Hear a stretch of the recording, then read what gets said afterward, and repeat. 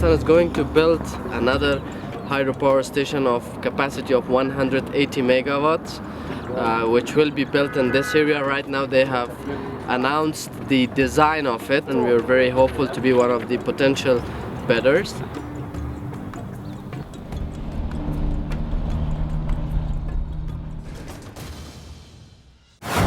La Pologne a longtemps été le vilain petit canard de l'Europe en matière d'écologie. Mais aujourd'hui, la Pologne s'engage à son tour sur les énergies renouvelables. Et on peut dire qu'aujourd'hui, aussi en Pologne, On est dans le vent. C'est quand même un pays qui a été très industrialisé, qui a beaucoup fonctionné avec les énergies fossiles, avec le charbon. Ouais. Aujourd'hui, comment vous envisagez l'avenir en matière d'énergie ?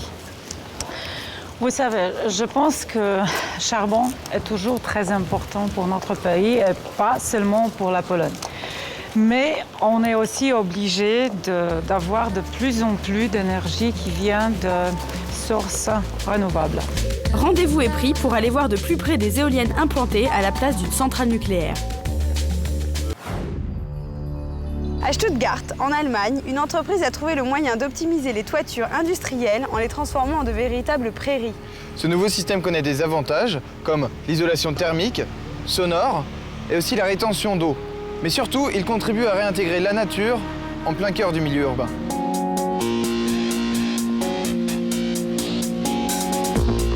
Choisir de poser du végétal sur le toit de sa maison ou de son entreprise est désormais possible et même avantageux. Comment décoder les informations figurant sur les emballages de nos aliments? Qualité nutritionnelle, additifs, que signifient ces chiffres et ces pourcentages? Et les abréviations E quelque chose ou ANC, qu'indiquent-elles? Vous allez voir que, contrairement aux idées reçues, sous ces appellations barbares se cachent souvent des éléments naturels et des informations très utiles pour équilibrer son alimentation.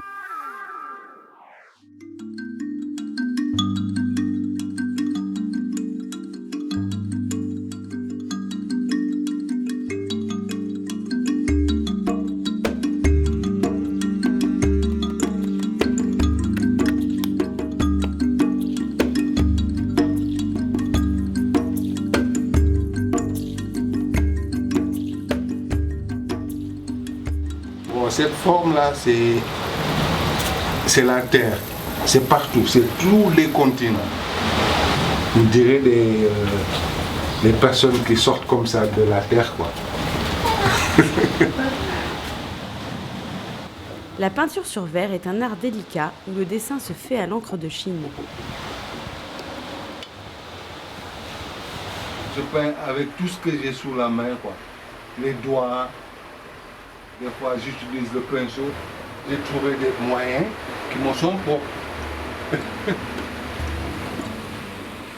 Les peintures de Falou, c'est une partie de l'île de Gorée.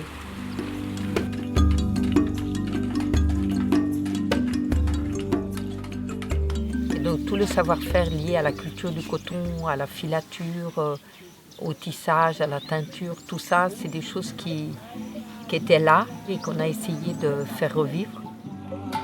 En Afrique de l'Ouest, la teinture est un savoir-faire essentiellement maîtrisé par les femmes. Dans le textile tout particulièrement, on a beaucoup travaillé les couleurs. Ce nuancier a bénéficié d'une mention spéciale de l'UNESCO.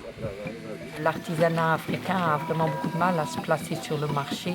Ça devient de plus en plus difficile. Donc c'est important qu'il y ait quand même des exemples qui gardent haut le flambeau. Et puis c'est un défi quand même quotidien.